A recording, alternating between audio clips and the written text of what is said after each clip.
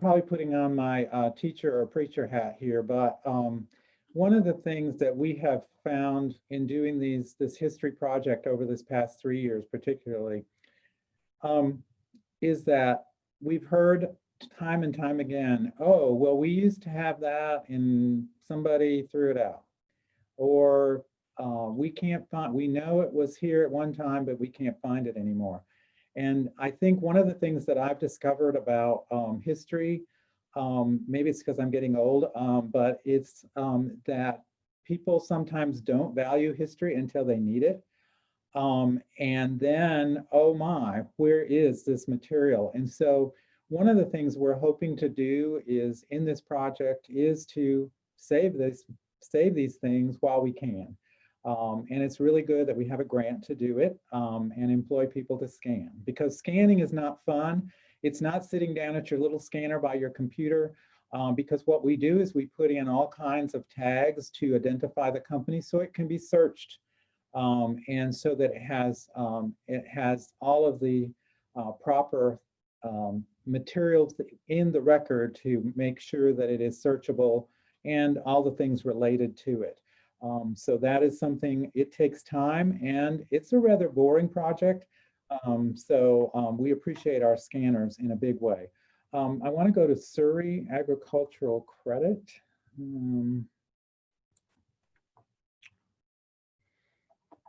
Here's some interesting things, and on the business side of things, you notice I'm clicking 2 or 3 times to get to the actual document here, and here is a share in the Surry Agricultural Credit. It's a share note, so this is just an example of something that was at that time, and I can't really, it's 1920, and my guess is it's 1928 on this document. It's a little tricky to read that date. Somebody was getting real fancy with their handwriting in that case. All right, another one that I want to show you. There's a lot of information here. We know that not everybody's going to have this much information for a company, but this one's got a lot. And we're glad for that because it's helpful. And we don't really care. We'll take a large amount or we'll take a small amount. It doesn't matter. I told someone the other day, we have no limit on the amount of pictures that we'll put up, as long as, and if you have names of people, in some of these cases, they're old pictures and nobody knows who these people are. So we have on the third one on the right of this screen, photograph of a man and a woman. So we don't know who they are. If somebody did know that, we could go in and change it later. And of course, there's lots of receipts here. And some of these are newer. I've got this, I like this one, somebody sleeping on the job at Hutchins Laundry and Cleaner. So that's a good one to document. But there's a lot of things here in this, machinery pictures and lots of things. Believe it or not, there are people out in the world that do study this sort of thing, the history of certain businesses and local businesses at different times. And this is a treasure trove really for people that are doing that kind of thing. All right, that's one we have a lot for. Then I'm going to go down to one that I thought was quite interesting. I don't know if anybody's bought any furniture lately, but these are some price list, and I'm just going to click on the October 1941. And notice this is called an item, but it's several pages long. In fact, it's 18 pages long. And we're going to go down a few pages into it. Well, we can stop here.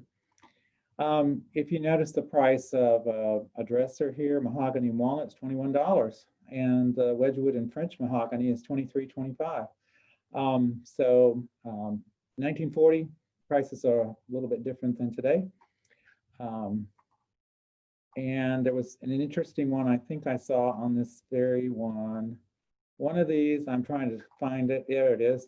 Somebody's written some different prices in slightly. If they marked it up, it was just a little bit. So anyway, that's an interesting, this to me is a very interesting one too, because there's several of these price lists in here for this particular company.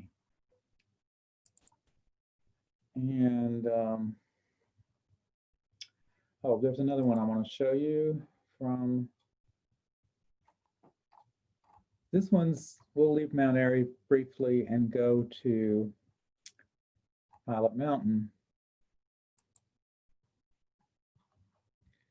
This is a brochure. It came out, of course, I think GM put it out, but it is, it says keep the top-notch performance you bought. So evidently somebody who bought a new car got this mailed to them, and they want them just like they do today, want you to bring it in and get it tuned up. And they gave you a handy dandy nail guide here too in this brochure. And they give you a list of their services, the other services you may need. So this was kind of clever. I don't know if we have the year on this, but according to my recollection, it should be in the 1960, it looks like a 68, but I could be a year or two off there. All right. I've got just one or two more to show you, and then I can entertain questions, because I wanted to show you a whole batch of different ones here so you could get the idea that some we have a lot on and some we don't have many things about. So this is the W. Fulton and Company. And these are just copies of invoices, but then also a picture of W. Fulton, Winston Fulton, some letters. One thing I mentioned, the Walter Sparger, the General Store in Beulah, that book that's in the collection. Their 30th anniversary, they kept all the letters from their suppliers and things. And so it was really interesting to go back and look at those letters from those suppliers. And there are some really interesting ones here too. So this is, I would hate to think what the price was on the Greensboro Daily News at that time. I don't even want to look at it. Let's look at this invoice. Again, September 18th, and I don't think I can, I think I tried to find this. I don't think I can see the date, even if I move the screen out of the way there, but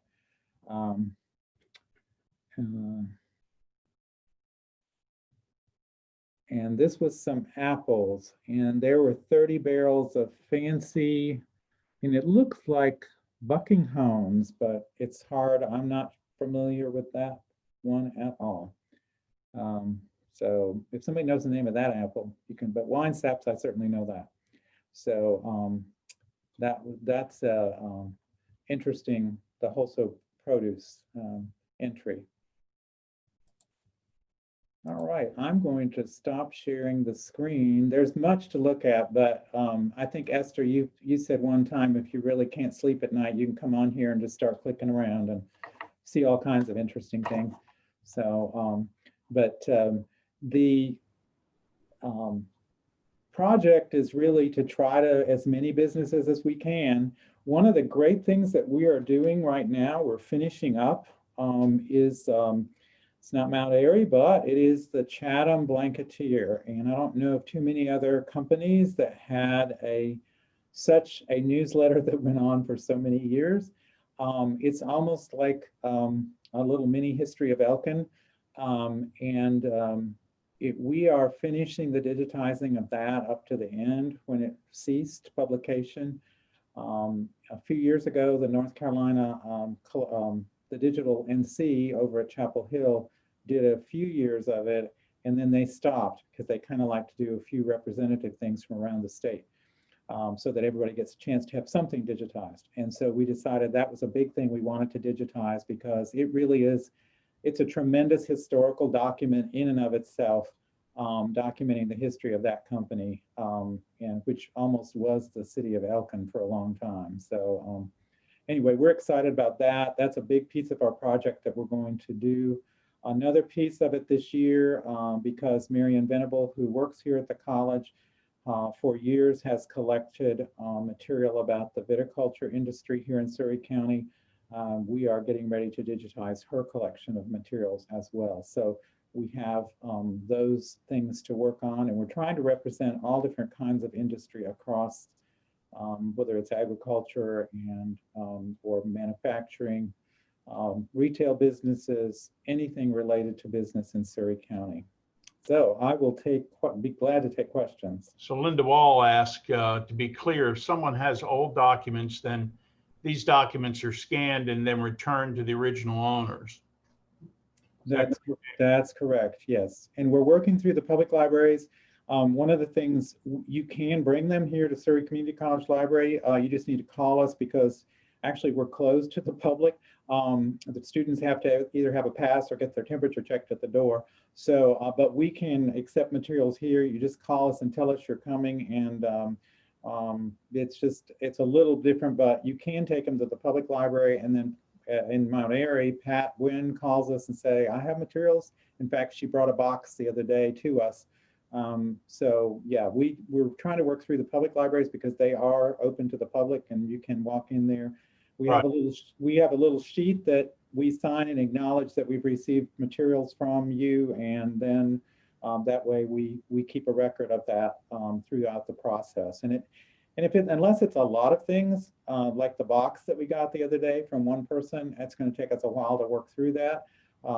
But if it's just a few things, normally we can turn those around within 2 weeks, I would think, max. So it's not going to be a long time they'll be out of your possession. Have you, David, have you gotten a feeling for, I guess, because I know businesses come and go.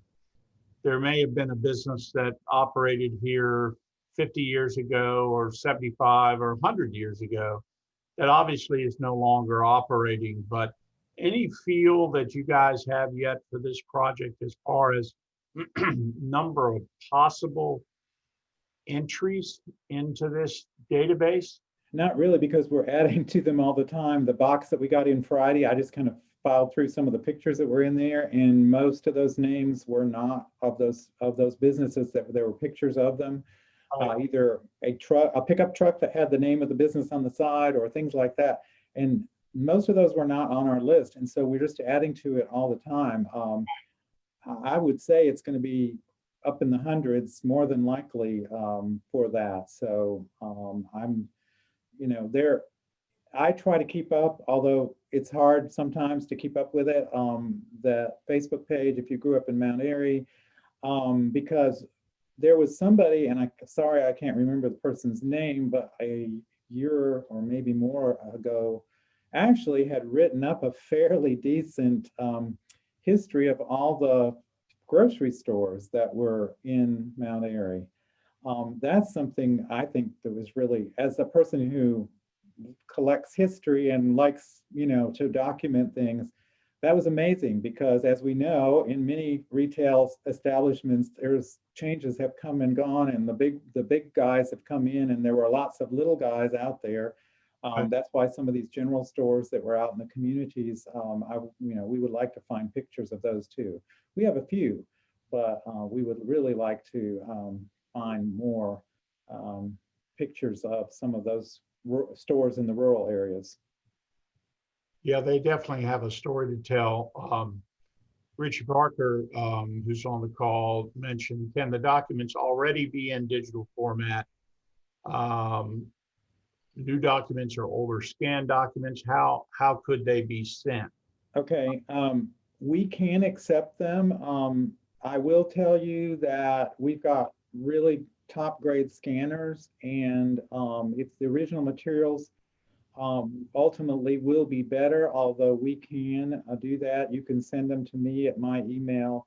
And as always, with any of the things that are submitted, if you know names of anyone in any of the pictures, even one person in a picture, it helps provide context so much better if there's even one person named.